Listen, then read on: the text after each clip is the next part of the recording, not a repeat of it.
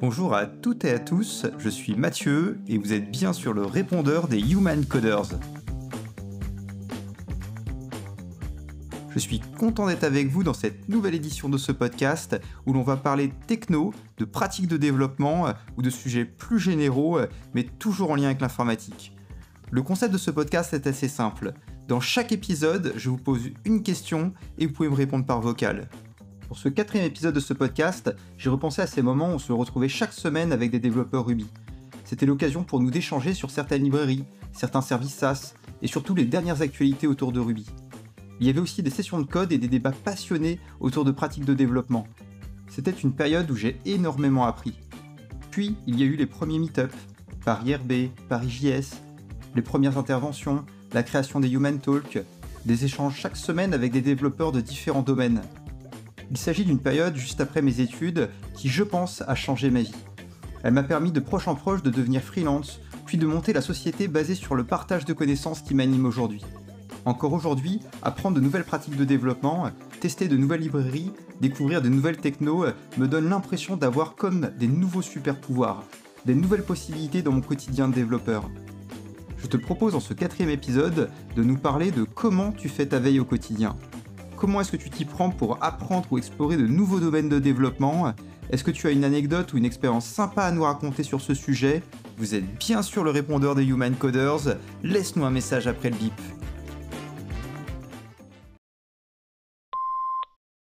Allô, salut Mathieu, c'est Antoine Salès de Whiscale. Pour te répondre, je pense devoir avant tout préciser pourquoi je fais de la veille. Parce qu'en tant que développeur logiciel, j'ai un devoir de maintenabilité sur les produits auxquels je contribue, c'est-à-dire de les rendre faciles à comprendre et faciles à changer. Quand on est développeur logiciel, on prend de nombreuses décisions. Choisir un design, des outils, des langages, frameworks, des pratiques. Et pour prendre une décision, c'est-à-dire une décision qui reste bonne le plus longtemps possible, j'ai besoin de données. Et ces données, c'est par le processus de veille que je les collecte. En gros, je fais de la veille afin de prendre des décisions éclairées et durables, afin bien sûr de maintenir une performance de delivery compétitive. Bon, voilà le pourquoi, je peux maintenant te répondre sur le comment. Je pense pouvoir distinguer plusieurs types de veille. Il y a la veille en mode push, où mes pairs me poussent de l'information. Le principe est simple, je subscribe à une source d'infos et elle m'en push régulièrement ou pas. Je m'abonne à un créateur de contenu sur YouTube, sur LinkedIn, sur Spotify Podcast. J'ouvre les recommandations de l'algo de ces mêmes plateformes. Pour ce mode push, les risques, c'est d'être noyé sous les notifs, ou bien que le contenu pertinent pour moi soit noyé dans tout le reste. Je suis donc méticuleux dans mes abonnements. J'ai le unsubscribe facile sur LinkedIn, trop de contenu politique, d'autopromo creuse, et hop, bye bye. Un fil d'actualité, ça doit être de qualité. Ce type de veille me permet d'apprendre sur des sujets potentiellement éloignés de mes sujets du moment. Et ça me permet de nourrir ma créativité. Parfois, je dois penser en dehors de la boîte pour trouver la solution à mes problèmes. J'ai besoin d'être débrouillard, quel que soit le contexte software devant moi. Et si je consommais que des contenus sur Java, Quarkus et Gradle, ça sera difficile. Je vois de nombreuses newsletters à droite à gauche. C'est pas trop mon truc d'y subscribe. Peut-être parce que j'ai horreur des emails. Aussi parce qu'on me les pousse à coups de pop-up envahissantes et de messages LinkedIn automatisés. C'est pas trop mon truc. Alors je limite volontairement cette veille-là au profit du mode pull. Dans ce mode-là, j'oriente consciemment ma veille sur des sujets du moment ou bien sur des sujets dont j'ai une forte intuition qu'ils vont bientôt se présenter. Par exemple, je sens que la team va bientôt être confrontée à de la volumétrie base de données, et paf, je vais faire des recherches ciblées sur les capacités des différentes bases, sur le sharding, sur la consistance. Je vais aller rafraîchir ma mémoire sur la théorie, le pas select théorème, entre autres. Parce que oui, la veille, c'est pas forcément que du nouveau, c'est aussi se rafraîchir la mémoire afin d'avoir les concepts en tête pour les appliquer, mais surtout les argumenter avec le bon vocabulaire. Je trouve important de croiser les sources quand je m'informe sur un sujet. Un article médium ne suffit pas à accepter une information comme pertinente. Et tiens, un autre truc que je trouve important, c'est de se former auprès des grands maîtres. Ken Beck, Martin Fowler, David Farley. Ils ont publié d'excellents bouquins, plus ou moins digestes. Je les lis tous. Et je les relis quand je m'aperçois que je suis plus à même de comprendre leur enseignement. Il me faut même souvent passer par l'expérimentation, le proof of concept.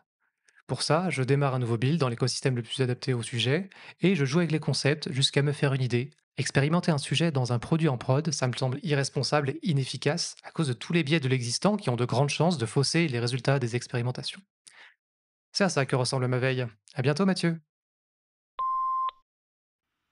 Salut Mathieu, c'est Jean-Phi, je suis consultant développeur chez Zenica à Nantes et je suis aussi co-orga des Human Talk de Nantes.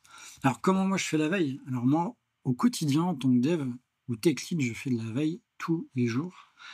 Alors déjà, je fais partie de Zenica. On a la chance d'avoir un Slack qui est, un Slack interne, qui a la chance de recevoir beaucoup d'informations, dans beaucoup de choses, que ce soit des langages, de l'ops, de la data, de l'IA et cetera. Donc on a beaucoup de liens au quotidien qu'on voit arriver sur le Slack. Ça, c'est quelque chose qui est vraiment très important et très intéressant à suivre. Et puis après, bien sûr, j'en fais, je pense, comme pas mal de gens sur les réseaux sociaux. Alors, ils sont un peu multipliés, j'essaye de suivre un petit peu, même si on retrouve les mêmes informations, mais tout ce qui est Twitter, ou maintenant qu'on appelle X, Blue Sky, Threads aussi, j'ai essayé. LinkedIn, un peu moins. Je crois que pour faire de la veille, on voit quand même moins de choses, mais on peut voir des informations aussi très intéressantes. Et quand je suis dans la voiture ou dans le train, j'écoute aussi pas mal de podcasts où on apprend quand même pas mal de choses sur ce qui sort, sur des mises à jour, sur des retours d'expérience aussi très intéressants. Donc, bon, nous, à Zenica, on a fait une première saison de podcast qu'on relance, mais il y en a plein d'autres, hein. Il y a le podcast de Deezer, Electro Monkeys, les Cascodeurs, bien sûr, Tranche de Tech côté OVH et côté Clever Cloud aussi, le message à caractère informatique. Pas mal de choses très intéressantes qui sortent aussi de mon domaine d'expertise, on va dire. Donc, c'est très intéressant. Et même si c'est un peu old school, j'ai toujours des flux RSS. Donc j'ai l'appli Feeder qui permet de consulter pas mal de newsletters sur mon ordi, sur mon téléphone aussi. Donc j'essaie de lire ça de temps en temps. Donc en termes de flux RSS, il y a quoi? Il y a les trends GitHub qui sont assez sympas. Il y a quelques blogs aussi que je suis, notamment Quarkus, GitLab. Puis côté Zenica aussi, on a pas mal d'infos, donc ça permet de suivre ce que les collaborateurs et collaboratrices font. Tout ce qui tourne autour de Java, il y a la newsletter aussi des GDE, donc côté Google Developer Expert, pardon. Et puis la CNCF, Human Coder aussi, bien sûr. Il y a pas mal d'infos très intéressantes. Alors c'est sûr, ça fait beaucoup d'informations. Alors, je ne vais pas tout essayer, hein. J'essaie surtout de prendre de l'info, de me souvenir que ça existe. Et de temps en temps, j'essaie de me prendre du temps, assez régulièrement aussi, pour manipuler, faire des démos. Alors je fais beaucoup moins d'Hello World qu'avant, on va dire. J'essaie de plus d'avoir des approches d'applications concrètes et ayant un objectif bien précis et un objectif que j'ai besoin pour tester un nouveau langage. Alors après, bien sûr, je fais partie de plusieurs communautés, côté GitLab, côté Google aussi, où j'essaye de faire, justement, de manipuler pour bien m'imprégner des nouvelles fonctionnalités. Et puis derrière, ça permet aussi de les restituer sur une source que j'ai pas citée, mais tout ce qui est Dev2. Il y a beaucoup d'articles qui sont très intéressants. Donc voilà un peu comment je fais ma veille. Bonne journée, à plus.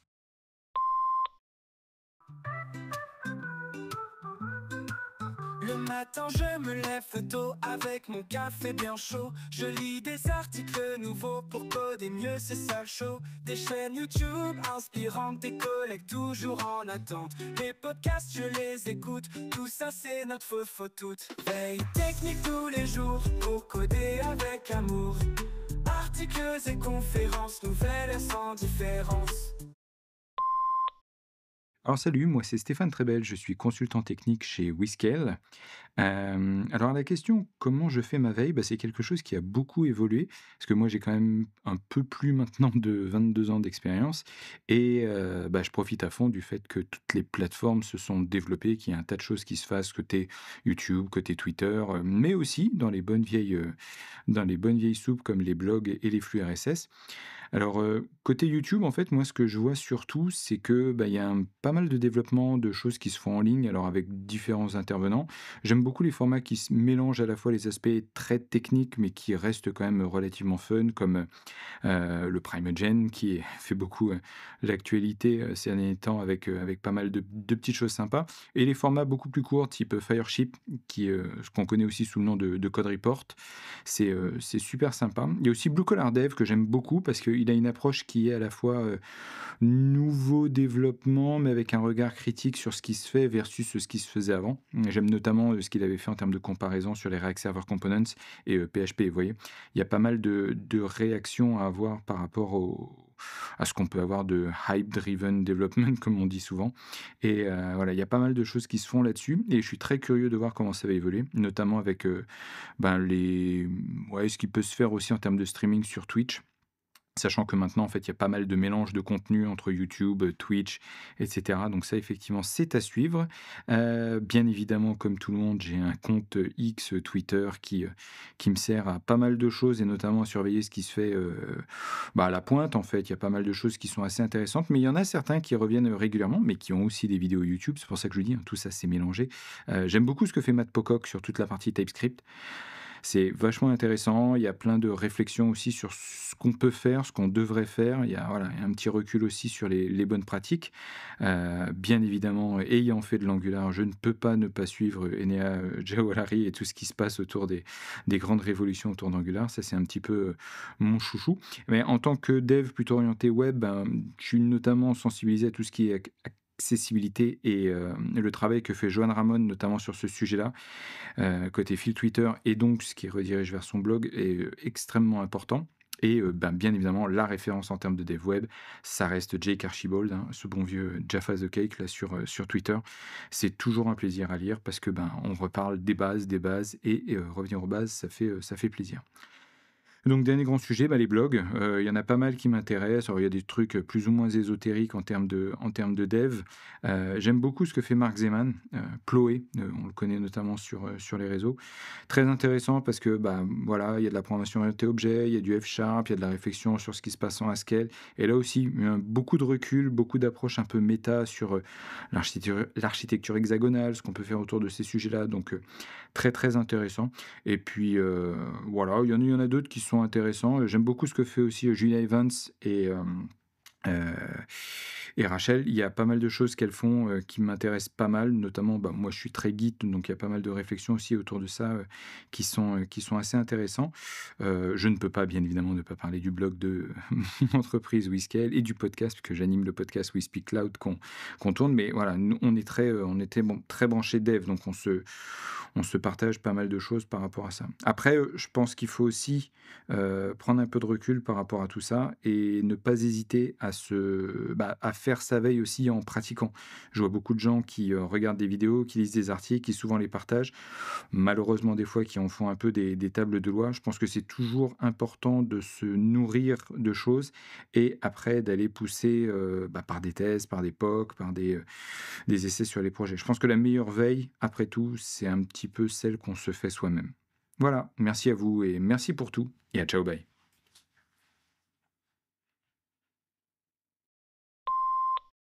Hello, c'est Noé, je suis Engineering Manager chez Theodo Data and AI, qui s'appelait jusque-là Sicara, et je suis en charge en fait de tout ce qui est autour de l'IA générative. Et du coup, niveau veille technique, en fait, ma veille a pas mal évolué, parce que quand j'étais junior, mon but c'était vraiment de comprendre un maximum de choses pour vraiment découvrir l'écosystème à la fois data, tech et tout ce qui va autour. Et du coup, je me basais beaucoup sur des formations internes de ma boîte, des groupes d'expertise, faire des projets perso aussi pour aller creuser des technos plus en détail. Et quand j'entendais parler de sujets à droite à gauche, de personnes plus XP que je comprenais pas forcément, en fait, je les notais dans un coin pour aller les creuser plus tard. Et comme je suis dans un job un peu de conseil-service, qui fait que je travaille pour beaucoup de clients différents, ça m'a permis d'explorer beaucoup de technos différentes assez rapidement et de passer, on va dire, à cette première étape de comprendre l'écosystème. Aujourd'hui, j'ai une compréhension un peu plus large de la data, de la tech en général, et j'ai aussi moins de temps, et du coup, j'adapte plus ma veille. Et du coup plus à mes sujets actuels qui vont être surtout l'IA générative. Donc avant, là où j'étais beaucoup plus sur Twitter, je vais y être un peu moins parce qu'il y a trop d'informations. En fait, il y a plein de papiers, d'applications qui sortent, etc. Et c'est dur de se faire un avis sans creuser à chaque fois. Du coup, je suis passé à une veille que je dirais plus pragmatique, où je traîne un peu moins sur Twitter et je me suis abonné à une newsletter qui s'appelle Generative AI Daily de GenAI Works, que je lis en fait alors je ne la lis pas tous les matins, mais qui se lit à peu près en 2 à 5 minutes. Et ça me permet en fait de voir les grosses tendances rapidement qui se dégagent. Et en fait, ça traduit bien la manière dont je fais ma veille, puisque je vais arrêter de m'intéresser à toutes les petites choses qui sortent, mais je vais plutôt m'intéresser au sujet quand j'en entends parler plusieurs fois. Donc, ce qui fait que grâce au projet, au réseau dans lequel je peux être, etc., dès que je vois qu'il y a un sujet récurrent qui revient, par exemple, récemment, ça a pu être les bases de données graphes pour faire du RAG. Donc, effectivement, j'en entendais parler un peu à droite à gauche, et du coup, je décide de m'y intéresser. Et je suis allé faire le MOOC de Deep Learning AI sur les bases de données graphes, pour en fait comprendre plus de détails à quel point c'est intéressant. Et je continue à me faire une to-do list de liens, de sujets auxquels je dois m'intéresser en fonction de si j'en entends parler, et je peux pas m'y intéresser tout de suite. Par exemple, là, si je regarde ma to-do list, il y a une conf de Back Market qu'un de mes collègues m'a conseillé de regarder, et aussi une vidéo explicative de l'architecture Memba dont certains disent qu'ils vont remplacer les transformers. Ça m'intéresse effectivement de comprendre comment ça marche. Parce que quand il s'agit d'explorer des sujets, j'essaie d'alterner entre des choses directement pratiques et des choses, on va dire, un peu plus théoriques, mais qui m'aident à mieux comprendre l'écosystème. Par exemple, si je prends du court terme, récemment, là, j'ai exploré Literal AI, qui est l'outil de monitoring de Chainlit, directement pour un projet, en fait, aller comprendre ce qui se passe dedans et du coup pouvoir un peu le comparer à d'autres outils de monitoring que j'avais déjà testés comme Langfuse et Langsmith. Et je suis allé aussi récemment explorer le Key Value Caching des LLM, donc qui est le principe de cacher leur matrice d'attention pour accélérer les calculs. Donc qui est quelque chose de beaucoup plus théorique en fait et beaucoup moins applicable à mon day-to-day job, mais qui vient un peu alimenter ma réflexion générale et du coup quand même m'aider à progresser. Et c'est tout pour moi. Merci de m'avoir écouté.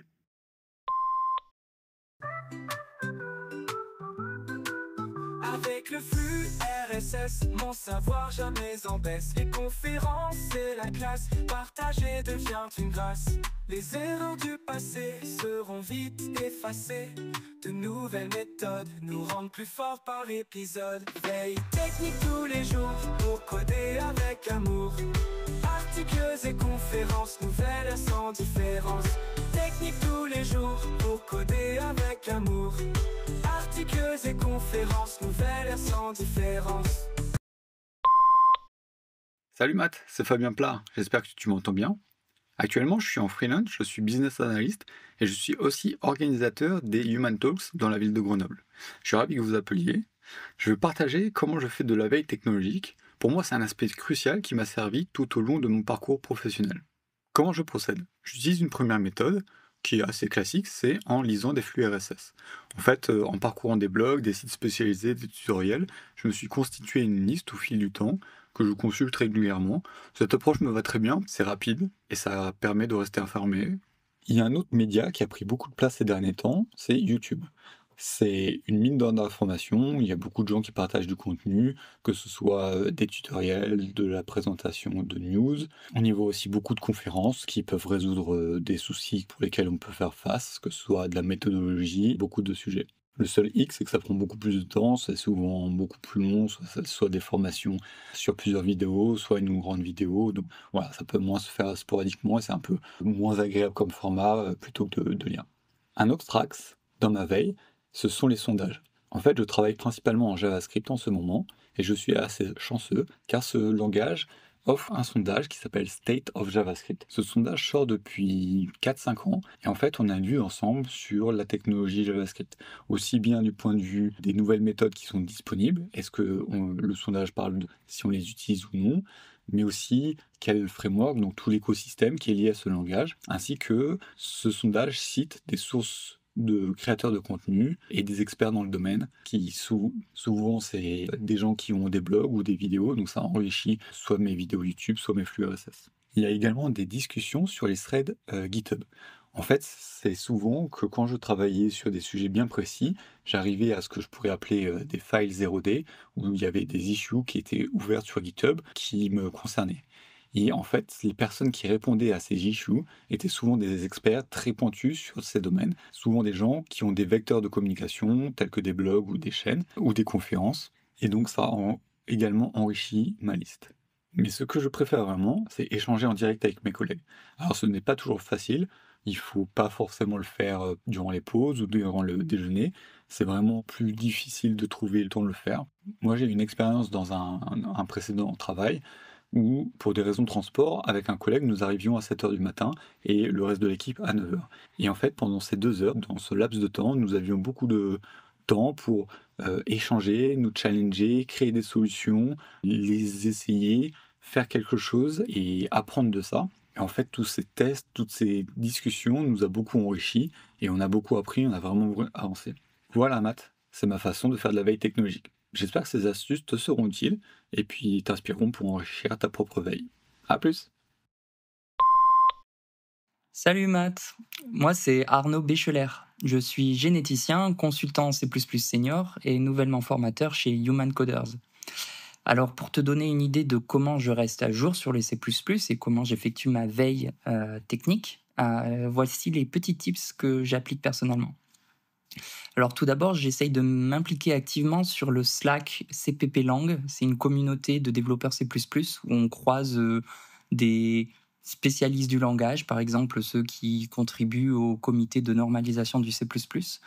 Ils sont toujours très ouverts, très avides de conseils, de recommandations, et quand j'ai une question générale de pratique, je m'adresse à eux, et c'est une communauté anglophone super sympa.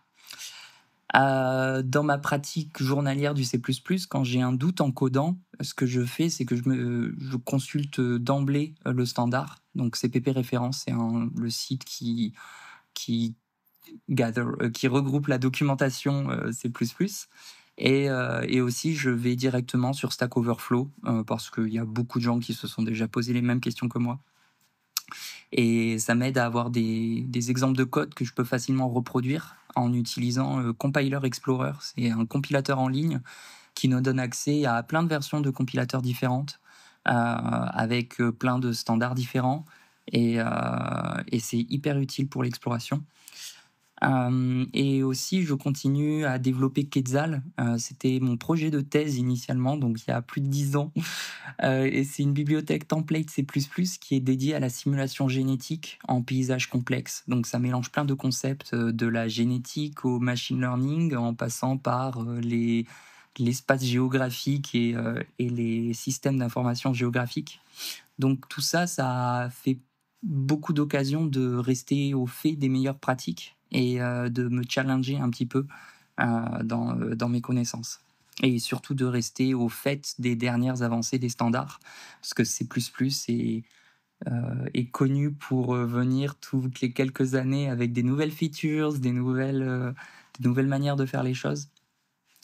Et en plus de cela, je lis régulièrement des ouvrages spécialisés en C++. Donc c'est des énormes pavés qui récapitulent généralement les dernières avancées du langage. Donc là, je suis sur l'ouvrage C++ 20 qui fait quelques centaines de pages. Et j'essaye quand je suis coincé dans les transports, comme aujourd'hui, j'ai passé 2 heures coincé sur la ligne de tram, je me mets des petites vidéos YouTube généralement qui sont des vidéos de conférences C++, donc c'est ppconf.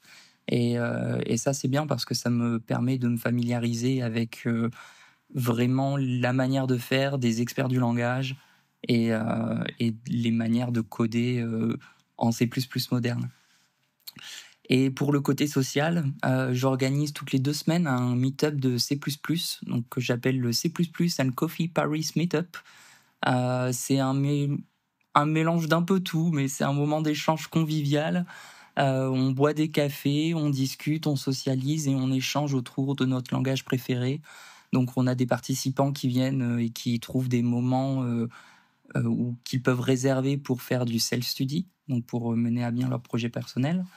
Ça nous permet aussi de réseauter et de s'échanger les dernières informations du C++.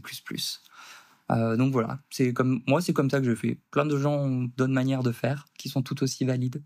Ciao Matt, merci encore. Hello, c'est de nouveau Mathieu. Merci encore pour vos messages. J'espère que vous avez eu autant de plaisir que moi à les écouter. Si vous avez aimé ce podcast, n'hésitez pas à liker ou à nous suivre sur Spotify ou Apple Podcast.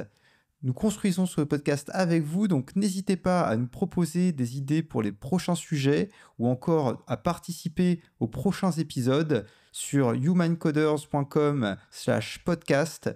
D'ici là, prenez soin de vous et je vous dis à bientôt dans un prochain épisode.